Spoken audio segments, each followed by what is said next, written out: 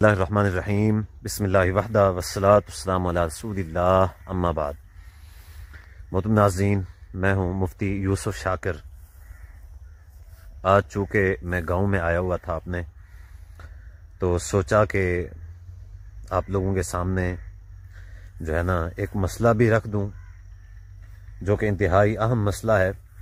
ساتھ میں دوسری بات یہ ہے کہ یہ جو گاؤں کی خوبصورتی ہے، جو گرینری ہے، وہ بھی آپ لوگوں کے سامنے یعنی اس ماحول میں وہ ویڈیو بیان جو ہے وہ جاری کیا جائے۔ الیکشن کے حوالے سے اس وقت بڑی گہما گہمی ہے، ہر طرف سے ہر شخص جو ہے وہ اپنی سیاسی پارٹی کو سپورٹ کر رہا ہے، کھل کے کھڑا ہوا ہے، جلسے ہو رہے ہیں، ٹھیک ہے، نعرے بازی ہو رہی ہے، جھنڈے لگائے ہوئے ہیں، سٹیکر لگائے ہوئے وغیرہ وغیرہ۔ بڑی گہما گہمی ہے الیکشن کے حوالے سے ہمارے پاکستان میں۔ ہر شخص اپنے سیاسی لیڈر کی محبت کے جذبے سے سرشار ہے۔ جو نون لیگ سے تعلق رکھنے والا ہے وہ کہتا ہے کہ میرا لیڈر ایماندار ہے، باقی سارے بے ایمان ہیں۔ جو پیپلز پارٹی سے تعلق رکھتا ہے وہ کہتا ہے نہیں، میرا لیڈر ایماندار ہے، باقی سارے بے ایمان ہیں۔ جو پی ٹی آئی سے تعلق رکھنے والے ہیں وہ تو بالاولیٰ اس طرح کے الفاظ استعمال کرتے ہیں کہ بس ایماندار عمران خان ہے، اس کے علاوہ کوئی بھی ایماندار نہیں ہے، باقی سارے چور ہیں، ڈاکو ہیں، فراڈی ہیں، بے ایمان ہیں، بے دین ہیں، گستاخ ہیں وغیرہ وغیرہ، ہر قسم کے فتوے۔ حتیٰ کہ میں ایک پوسٹ پڑھ رہا تھا جس میں تو یہاں تک تھا کہ جو عمران خان کو ووٹ دے گا وہ جنت میں جائے گا، اور جو عمران خان کو ووٹ نہیں دے گا وہ جہنم میں جائے گا۔ چلیں جی، یہاں تک بھی آپ لگا لیں کہ یہاں تک بھی نوبت پہنچائی۔ بہرحال میں اس حوالے سے صرف اور صرف یہ واضح کرنے کے لیے آپ لوگوں کی خدمت میں حاضر ہوا ہوں کہ آپ ووٹ کس کو دیں۔ شریعت کیا کہتی ہے کہ ووٹ کس کو دیا جائے، ووٹ کس کا حق ہے۔ میرا کسی بھی سیاسی پارٹی کے ساتھ کوئی تعلق نہیں ہے، اور نہ ہی میں کسی بھی سیاسی پارٹی کا رکن ہوں یا کسی بھی سیاسی پارٹی کا میں کوئی حصے دار ہوں۔ میں اسی وجہ سے بہت سارے لوگ میرے پاس آتے ہیں جنہوں نے مجھ سے کہا ہے کہ مفتی صاحب آپ جو ہے نا کمپین میں ہمارا ساتھ دیں، آپ ہمارے ساتھ چلیں، لوگوں سے آپ تھوڑا بات کریں ہمارے بارے میں، تاکہ لوگ جو ہے نا ہمیں ووٹ کریں۔ تو میں نے کیا کیا، میں نے ان سے معذرت کر لی۔ میں نے کہا بھائی میں ایسا نہیں کر سکتا، یہ میرا کام نہیں ہے، میرا کام دین کا ہے، میں دین کا کام کروں گا۔ میں جب سیاست میں آؤں گا پھر سیاست کی بات کروں گا۔ یہ چیز مناسب نہیں ہے کہ کوئی بھی شخص جو ہے وہ اس کی فیلڈ اگر کوئی ہے تو وہ اس فیلڈ کو چھوڑ کے اگر اس کا کام ہے مذہبی تو وہ مذہبی کام کو چھوڑ کے سیاسی کام میں آ جائے، ٹھیک ہے۔ اگر کسی کا کام سیاسی ہے وہ مذہبی بن جائے اور امیر المومنین بننے کی کوشش کرے۔ اس طرح کی باتیں مجھے بالکل بھی پسند نہیں ہیں، اور یہ منافقت کا ایک معیار ہے ایسا کرنا۔ تو آج میں جو آپ لوگوں کے سامنے آپ کی خدمت میں حاضر ہوا ہوں، صرف اور صرف آپ لوگوں کے سامنے یہ بات کرنے کے لیے، یہ بات بتانے کے لیے کہ ووٹ کس کو دیا جائے۔ قرآن و سنت کی روشنی میں آپ لوگوں کو بتاؤں گا کہ سیاست کے اصل حقدار کون ہیں اور کون نہیں ہیں۔ دیکھیں، سیاست کے قرآن و سنت کی روشنی کے مطابق سیاست کے جو صحیح حقدار ہیں وہ علماء ہیں۔ آپ کے ووٹ کے جو صحیح حقدار ہیں وہ علماء ہیں۔ اب بہت سارے لوگ کہتے ہیں کہ جی مولوی کا کیا کام ہے سیاست میں، سیاست تو بری چیز ہے، مولوی کا کیا کام، مولوی کی دوڑ مسجد تک، مولویوں کو مسجدوں میں ہونا چاہیے، دین کی بات کرنی چاہیے، تو نمازیں پڑھانی چاہیے، اذانیں دینی چاہیے، بچوں کو قرآن پڑھانا چاہیے وغیرہ وغیرہ۔ تو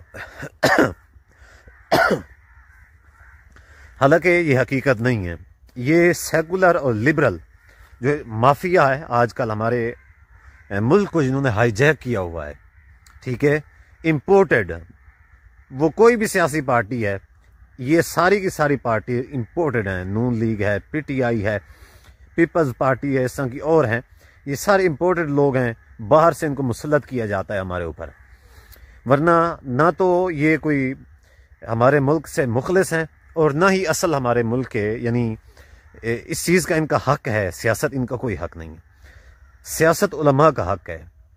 صحیح بخاری میں حدیث ہے کہ نبی صلی اللہ علیہ وآلہ وسلم نے فرمایا کہ کانت بنو اسرائیل تسوسہم الانبیاء کلما ہلک نبی خلفہ نبی، کہ بنی اسرائیل کی سیاست ان کے انبیاء کیا کرتے تھے، جب بھی کوئی نبی فوت ہوتا خلفہ نبی تو اس کی نیابت کوئی اور نبی کرتا، یعنی اس کا جانشین کوئی اور نبی بنتا، وہ جانشین بن کے وہ سیاست کرتا، وہ لیڈ کرتا ان کو۔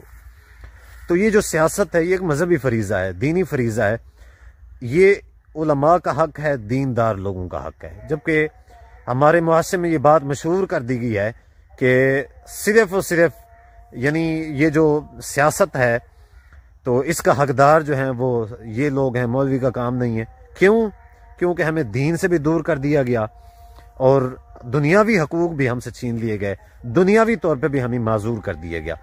مثال کے طور پہ کچھ یعنی مذہبی طبقات نہیں کہوں گا، لیکن مذہبی لبادے کے اندر کئی سارے لوگ ہیں، مثال کے طور پہ غامدی صاحب ہیں، اس طرح کے اور لوگ ہیں جو کیا کہتے ہیں، جو کہتے ہیں کہ سیاست کرنا مولوی کا کام نہیں ہے، بلکہ وہ تو یہاں تک کہتے ہیں کہ یہ جو ممبر و محراب ہے، مصلی ہے مسجد، اس کے اوپر بھی وہ کہتے ہیں کہ مولویوں کا کوئی حق نہیں ہے، اس کے اوپر حکمرانوں کا حق ہے۔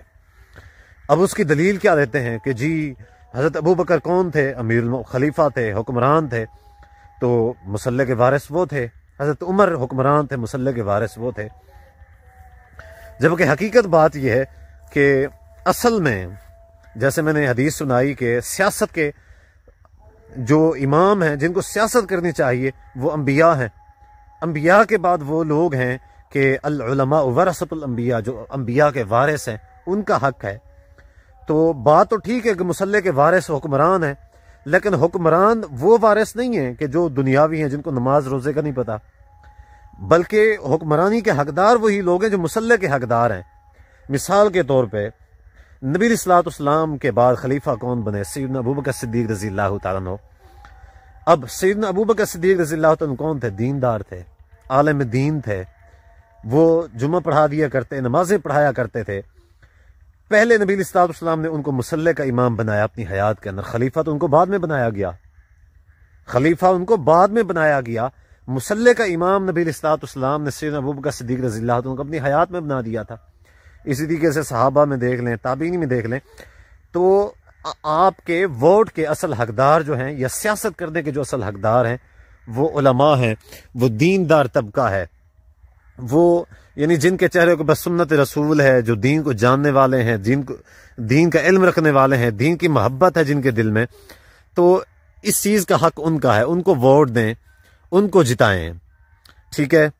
کیونکہ آپ کا جو ووٹ ہے یہ اسلام کی حمایت بھی کر سکتا ہے، اسلام کی مخالفت بھی کر سکتا ہے۔